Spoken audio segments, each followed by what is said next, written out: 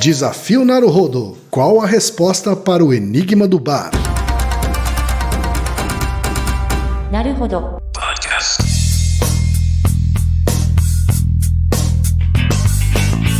Bem-vindo ao Naruhodo Podcast para quem tem fome de aprender. Eu sou Ken Fujioka. Eu sou Altair de Souza. E hoje é dia de quê? Desafio Naruhodo. Altair, tem 3 recadinhos da paróquia rapidinhos aqui para deixar para os nossos ouvintes. Vamos lá. Todo mundo já sabe, tá? Número 1. Se você quer colaborar com a produção do Naruhodo Podcast e ajudar ele a se manter no ar, vai lá no apoia.se/Naruhodo Podcast, faça a sua colaboração. Por favor. Bom? Número 2, não vai te custar nada, é só ir lá no iTunes Store e deixar 5 estrelinhas e o seu comentário. Isso. Nunca te pedimos nada.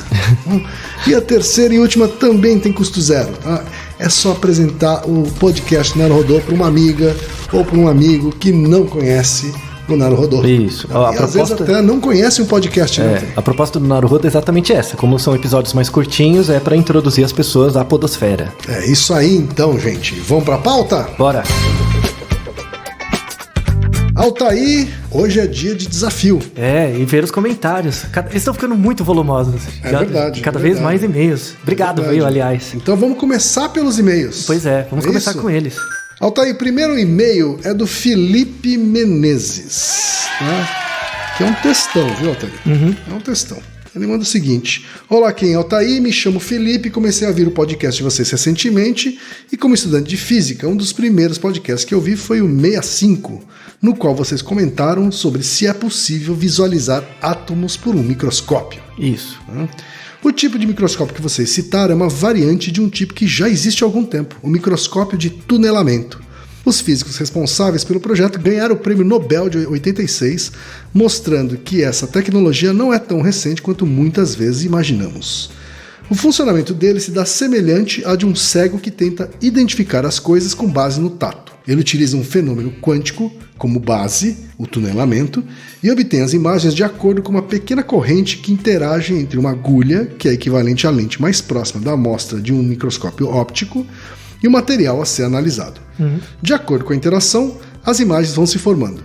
O mais interessante é que, para ocorrer o tunelamento, a agulha deve estar extremamente próxima do material, de forma que a rugosidade do material analisado não deve ser superior ao diâmetro de poucas unidades atômicas. O que mostra a dificuldade de criação desse material e a tecnologia envolvida, que é enorme. E aí ele diz o seguinte: quando dizemos que vemos os átomos, devemos tomar um certo cuidado. Os átomos estão longe de possuírem aquelas formas que vemos comumente. As imagens que observamos dos átomos por meio de qualquer microscópio é apenas o resultado de uma interação eletrônica. O fato de vermos como objetos circulares se deve ao fato de que o átomo possui uma região em que as interações eletrônicas são mais intensas, devido ao núcleo. Dessa forma, os elétrons emitidos pelo microscópio interagem de forma mais concentrada em uma região mais ou menos circular, causando as imagens que observamos. Ver os átomos, pensando no sentido de visão que realmente temos, seria impossível, tendo em vista o tamanho dos átomos em relação aos comprimentos de luz visíveis. Outro detalhe é que, assim como foi dito, quando vemos as imagens atômicas geradas por esses microscópios, vemos o átomo como um todo, e não as suas estruturas, como os elétrons. Um fato importante é que elétrons, diferentemente dos átomos, são partículas elementares, não possuindo estrutura interna. Eles são de fato pontuais. Assim, não seria possível que algum dia um microscópio os visualizasse, tendo em vista sua falta de estrutura interna. De forma geral, partículas com estrutura interna são aquelas que podem refletir um feixe de luz incidido sobre ele. Excelente comentário. Olha só, excelente uma aula, né? Excelente. Tanto é que vamos fazer isso. Muito obrigado pela sua resposta. Nada mais técnico e interessante do que isso. Vamos colocar esse texto no post. Para quem não ouviu, né, o podcast número 65. Se existe um microscópio capaz de observar átomos, né? Vamos colocar esse texto no post como referência adicional. E também 2 vídeos que o nosso ouvinte mandou. Vamos colocar lá como referência. E isso me motivou a fazer um outro episódio sobre isso. Estamos preparando, então, mas vamos deixar como surpresa, onde podemos contar com a sua ajuda também na colaboração do material. É isso então, aí, Felipe. Vamos Ele entrar... mandou vídeos mostrando manipulação átomo a átomo. Então, isso é muito legal. Que a gente vai colocar no post deste episódio. Isso, então aguarde contato. Obrigado, Felipe. Muito obrigado. Próximo e-mail, Altair, é do Matheus Vieira Lana. O Matheus Lana. O Matheus Lana, Altair, ele é empreendedor, fundador do SmartBot. Mas o que importa aqui mesmo, Altair, é que ele mandou um e-mail parabenizando a gente pelo trabalho, tá? E avisando que recentemente ele foi falar num TEDx, né? Aqueles eventos de palestras, né? E ele ficou pensando um tempão num tema interessante para falar. E ele acabou achando num podcast nosso o tema a ser abordado. Isso. Né? Que é sobre a relação entre felicidade e dinheiro, não é Exato. isso? É o episódio, Altair, 64, né? Que é salário maior significa mais felicidade, né? Então ele mencionou esse episódio na palestra que ele deu no TEDx Mauá, é isso? Isso. No TEDx Mauá. E aqui ele pede desculpas por qualquer falha conceitual. Rapaz, desculpa, rapaz. Foi uma honra. Uma honra. Obrigadíssimo. Uma honra, obrigado pelo aviso. A gente também vai colocar sua palestra nos links do post desse episódio. Isso aí. Acompanhe. Próximo e-mail, Altair, é do Marco Antônio Ribeiro, estudante de Psicologia da Faculdade Maurício de Nassau, da Vitória de Conquista, Bahia. É isso. É o seguinte: olá, locutores da ciência, quero apenas fazer uma contribuição. Nos episódios 52 e 49, se eu não me engano, vocês falaram que o álcool é uma droga depressora do sistema nervoso. Em grande parte ela é, no entanto, alguns estudos a classificam como droga bifásica. Em pequenas doses ela é estimulante e a partir de uma certa quantidade ela se torna depressora. De qualquer forma, seu julgamento não está de todo equivocado, pois é na fase depressora que lhe causa maiores problemas, fazendo com que muitos considerem como depressora mesmo. Altair, algum comentário sobre esse comentário? Sim, para o nosso colega psicólogo. O senhor é um estudioso do comportamento. Então, aí vem uma pergunta central em estudos de psicologia. Será que uma pessoa parece mais estimulada porque houve inibição de uma via ou porque houve estimulação de uma via? Né? Ele até mandou uma referência de um manual, que é o Manual do Supera, né? Que é um material muito interessante, é um projeto muito interessante do meu departamento, né? Departamento de Psicobiologia. Aliás, quero mandar um abraço para todo mundo do Supera, em especial a professora Malu, Maria Lúcia Formigoni, que coordena o Supera já há muitos anos. De fato, o álcool ele tem essa propriedade bifásica, mas em estudos de saúde pública, que avaliam o efeito mais global, a médio e longo prazo, o álcool é caracterizado como depressor, porque os malefícios dele são na fase depressora mesmo.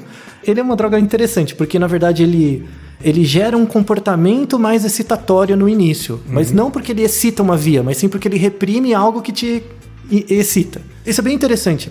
O álcool ele tem uma propriedade que quando você toma uma dose pequena, você fica desinibido, né? Mas você não fica desinibido porque você está excitado. Você fica desinibido porque ele inibe algo que te bloqueia. Certo. Então não é bem uma ativação. É uma ativação comportamental, mas não é tão bioquímica quanto... Bioquimicamente, na verdade, está inibindo alguma coisa. Isso, então. Que é uma coisa antes do GABA. Agora, né? o que é uma droga bifásica? É o cigarro, como a gente falou no episódio do cigarro, que ele ativa vias diferentes. Aliás, muitas pessoas comentaram de forma muito interessante que aí...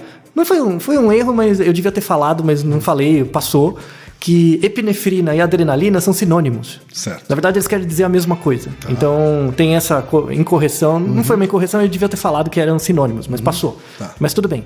O álcool, ele atua tanto em canais de estimulantes quanto depressores. Então, ele é bifásico, o álcool. O cigarro. O álcool não. O álcool é eminentemente depressor e pronto. Então, mandando mais uma vez abraço ao pessoal do Supera. Parabéns pelo trabalho. Próximo e-mail, Altair, veio da Júlia Jolie, que tem um canal no YouTube, hein, Altair? Isso. É youtube.com/Julia Jolie. Julia-Jolie. Isso. Júlia Jolie. Ela manda a seguinte cartinha aqui pra gente, Altair. Olá, Naruhodo, como vai? Meu nome é Júlia, sou estudante de biomedicina no Rio de Janeiro e gostaria de apenas fazer um adendo nesse tema. No momento em que vocês fazem uma previsão de que no Brasil a cultura trans ficaria similar à da Tailândia com músicas gravadas por trans, gostaria de dizer que estamos bem próximos disso. Uma drag queen brasileira, a Pablo Vittar, já tem várias de suas músicas como a música de uma drag queen mais ouvida do mundo. Ultrapassou a RuPaul que é a rainha das drags nos Estados Unidos. Aliás, já gravou até com artistas internacionais e brasileiras, é verdade. A gente Muito legal. esqueceu de mencionar Pois é. a Pablo Vittar. Né? Na minha opinião, o que proporcionou isso foi a internet. Dificilmente grandes gravadoras ou TVs dariam espaço para ela, mas na internet o conteúdo está lá para quem quiser, e milhões quiseram acessar. Mais uma vantagem dessa nova era conectada. Adoro o podcast de vocês e gostaria de compartilhar meu canal, se quiserem dar uma olhada, é o canal que a gente já falou. Isso. É? Não, obrigado pelo e-mail. Ela de fato. também fala de ciências e dá dicas de inglês. Isso.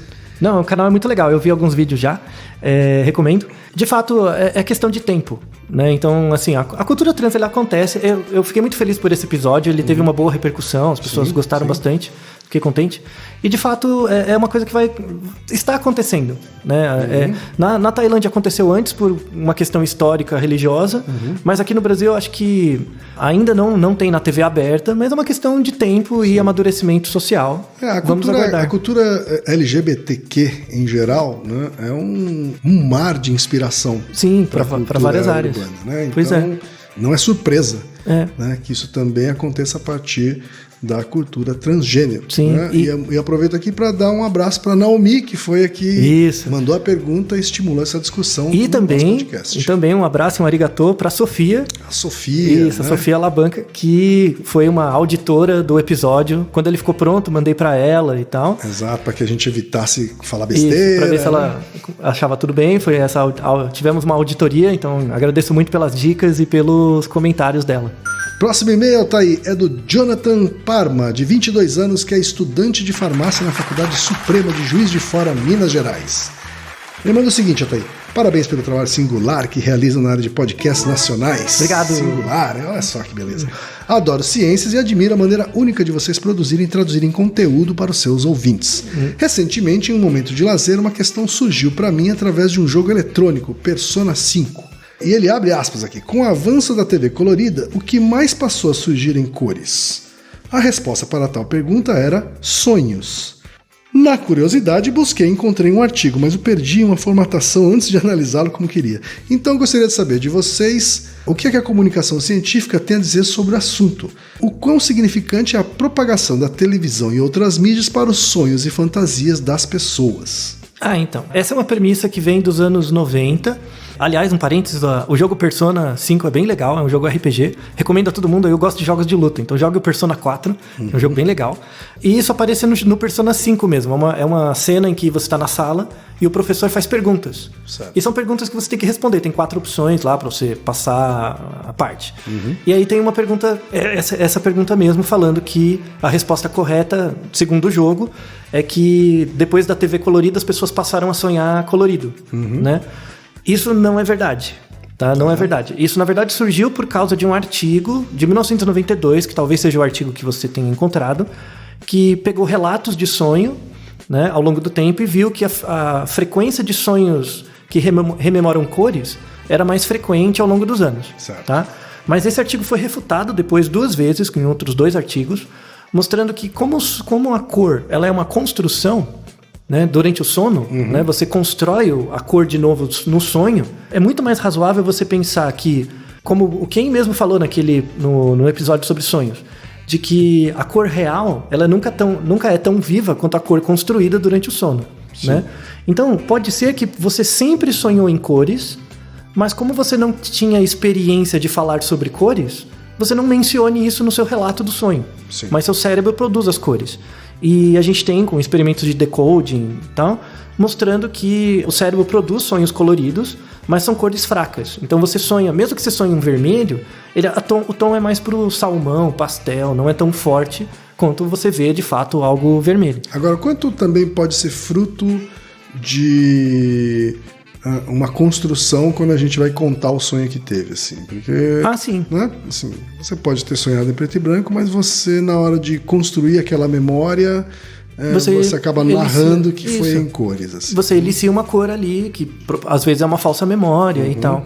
Então, assim, a ideia é que as pessoas sonham em cores, né? Em geral em preto e branco e tons pastéis, mas quando elas vão fazer o relato do sonho, isso tem muito de falsa memória, que é um episódio que a gente vai fazer ainda. Tem muito de falsa memória e aí você evoca nomes de cores que, na verdade, não necessariamente existem. Perfeito. Último e-mail de hoje aqui, Altair, é do José Carlos Chicuta. Isso. Né? Ele comenta aqui sobre o Naruhodo 78, episódio 78, de como funciona a memória. Né? Onde a gente fala de amígdala, cérebro, e aí ele manda... Várias partes. Ele manda aqui uma dúvida, Altair. Eu extraí as amígdalas junto com uma operação de desvio de septo. Isso pode prejudicar minha memória? É uma ótima pergunta. Muito obrigado por você ter perguntado isso. De verdade, na moral. Façam as perguntas, gente. Não tem medo de fazer pergunta errada aqui. Não existe pergunta errada. Não existe pergunta idiota. Idiota é não perguntar, sabe? É muito assim... É totalmente razoável você ter uma pergunta assim, porque... Eu falei amígdalas, supondo que as pessoas soubessem a priori que foi um erro. De amígdalas a gente estava falando, né? Na verdade foi um erro meu. Eu pressupus que as pessoas soubessem que a amígdala é uma parte do cérebro específica, que fica no tálamo, né? Que tem certas funções que dizem respeito à memória e outras coisas. Mas, pelo seu comentário, o que você lembra são as amígdalas da boca, né? Da garganta e tal. Que são outras amígdalas que nós todos temos também. A culpa é do vernáculo, porque o nome é o mesmo, você confunde. A culpa é do Altair, que não deixou claro de que amígdalas ele estava falando. Exato, Genkoutsu em mim. Exato. Então, a resposta é, você retirar as amígdalas da boca, da garganta, não afeta em nada a sua memória e tal, não tem nada a ver, mas se você lesionar a amígdala do seu cérebro, vai ter um impacto muito grande na sua memória sim. Então, cuidado. Perfeito, Altair. E desculpa. Altair, agora a gente pode então para o desafio Naruhodo em si. Mas antes do desafio novo, a gente vai falar sobre a solução do desafio anterior. Pois é. E o desafio anterior, Altair, levantava a seguinte questão. Qual a pergunta do professor Smithsonian? Isso. Vocês se lembram? Assim, para quem não se lembra, no episódio 80, né, vocês vão ver o enunciado completo da pergunta. Né? Mas a verdade é que, resumindo aqui, a gente está falando de estudantes de uma universidade que foram passar o fim de semana na balada, voltaram para a prova na segunda. Perderam a prova, que era na segunda-feira, vieram com um papinho para cima do professor de que eles tinham sofrido um acidente automóvel, né? Ou que na verdade que o pneu do carro furou, né? E que portanto eles chegaram tarde demais. E aí o professor deu uma de bonzinho e falou: beleza, então vocês podem fazer a prova no dia seguinte, né? E aí a prova tinha duas questões, né? Uma que era simples, valia 5 pontos, todo mundo foi bem. E a segunda pergunta valia 95 pontos, né? E a pergunta é... O desafio era... Qual é a pergunta? Qual era a pergunta? Né? Qual é a pergunta? E o vencedor desse desafio Naruhodo, Altair, foi o Márcio Vasques, de São Paulo, capital. Parabéns. O Márcio que cuida, inclusive, das nossas... coordena as transcrições do Naruhodo, né? As pessoas vão dizer que é marmelada. Foi o mais ligeirinho. Não é. Ele teve as mesmas chances que todo mundo. Ele respondeu mais rápido. Respondeu mais rápido e certo. Isso. Né? E qual foi a resposta dele? A resposta dele, que foi a resposta mais recebida, tá aí. Muita gente respondeu a esse desafio. A resposta do Márcio é o seguinte: a pergunta que vale 95 pontos e revelou a mentira dos alunos era: qual foi o pneu que furou? Isso. Óbvio, outras perguntas também poderiam resolver esse enigma, mas essa é a pergunta mais capciosa, né? Então, pegou eles pelo pé. Exatamente, e essa é a solução do desafio do professor Smithsonian. Agora temos o nosso próximo desafio. Vamos então para o novo desafio, Altair? Isso. O desafio é qual é a resposta para o enigma do bar? Isso. Né? E a história é muito simples, Altair. Vamos lá. 3 amigos em um bar beberam muito, mas era final do mês e estavam meio sem dinheiro. Então resolveram fazer um jogo. E um deles falou: vamos decidir quem paga a conta jogando cada um uma moeda. Aquele que obtiver um resultado diferente dos demais paga a conta. Ou seja, se ele der cara e os outros 2 derem coroa, ele paga a conta. Se ele der coroa, os outros 2 derem cara, ele paga a conta também. Se todas as 3 jogadas produzirem o mesmo resultado, ou seja, todas cara ou todas coroa, então uma segunda rodada de jogadas é feita. E assim por diante, até que alguém obtenha um resultado diferente dos demais. Pelo menos uma moeda tem que ser diferente das outras 2. E a pergunta é: qual a probabilidade de que mais de 4 rodadas sejam necessárias? Isso. É isso, Altair? É simples assim. matemática, né? Isso, matemática. Não custa nada, Vamos fazer as pessoas Faz a conta. né, pararem de usar a desculpa de que são de humanas. Isso é a maior desculpa pra você ser preguiçoso e não estudar coisas que são difíceis pra todo mundo. Dá pra resolver sem saber matemática, Altair? Dá. Não dá? 4 operações fundamentais você resolve. Pois é. Não tem nada são demais. 3 moedas só. Então. É tranquilo. 3 moedas. Então a pergunta é qual a probabilidade de que mais de 4 rodadas sejam necessárias? Isso. Ok? Então envie sua resposta e vença o desafio Naruhodo. podcast@naruhodo.com.br. Naruhodo, ilustríssimo ouvinte. なるほど。 Você sabia que pode ajudar a manter o Naruhodô no ar? Ao contribuir, você pode ter acesso ao grupo fechado no Facebook e receber conteúdos exclusivos. Acesse apoia.se/Naruhodô Podcast. E você já sabe, aqui no Naruhodô, quem faz a pauta é você. Você tem alguma pergunta pra gente ou quer comentar algum episódio? Escreva pra nós. podcast@naruhodô.com.br. Repetindo? podcast@naruhodô.com.br. E lembre-se, mande nome completo, idade, profissão e a cidade de onde você está falando. É isso aí. なるほど。 Esse podcast é apresentado por b9.com.br.